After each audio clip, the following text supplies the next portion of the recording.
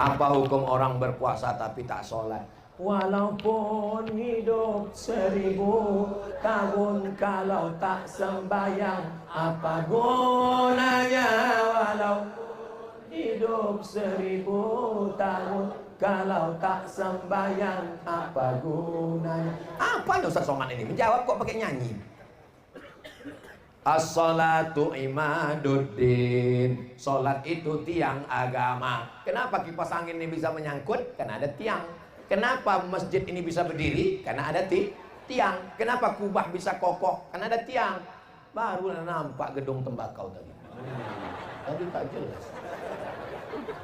Kenapa gedung tembakau bisa berdiri? Karena ada tiang. Jadi amal itu terbang kalau tidak ada tiang. Orang yang tak sholat hukumnya 2. Yang pertama kafir kalau dia mengingkari sholat. Kau kenapa tak sholat? Sholat ini buang-buang waktu aja. Kafir, halal darah, pancung kepalanya. Kafir, murtad dia. Dia mesti masuk Islam lagi. Tapi kalau dia malas, kau kenapa tak sholat? Aduh, nantilah udah agak tua-tua sedikit Pak Ustaz. Maka orang ini tidak sampai kafir menurut ahlu sunnah. Dia adalah fasik. Yudillu bihi kasiran wa yahdi bihi kasira wa ma yudillu bihi illal. Banyak yang disesatkan Allah. Siapa yang disesatkan Allah? Yang disesatkan Allah itu adalah orang yang fasik.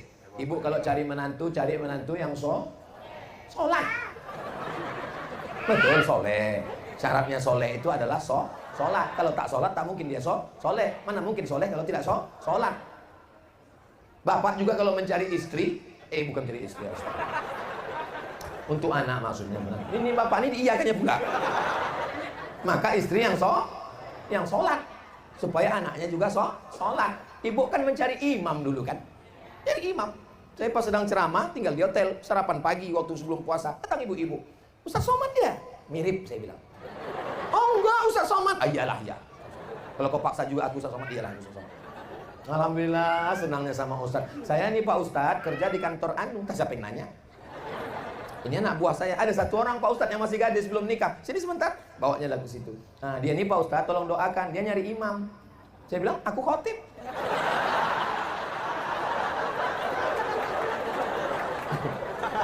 Nah ibu semua mencari imam. Dan imam itu adalah imam sholat. Bapak yang ingin mereka ini, bapak membangunkan mereka di tengah malam. Wake up my honey, my darling. Begitu kalau nikahnya bulan Sya'ban kemarin. Tapi kalau udah 20 tahun yang lalu, bangun, sahur. Mereka mau dibimbing sholat tahajud kan Bu?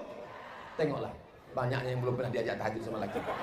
Usolli sunnatat tahajud raka'ataini imaman lillahi ta'ala. Allahu Akbar. Assalamualaikum warahmatullahi wabarakatuh. Bang, kenapa tak berbunyi bang? Nasib kau lah dek, dapat imam silent. Bergetar-getar aja sedikit. Kalau ada laki ibu model begitu, ibu bersyukur Bu. Jaga aja baik-baik. Nanti lama-lama berbunyi sendiri itu.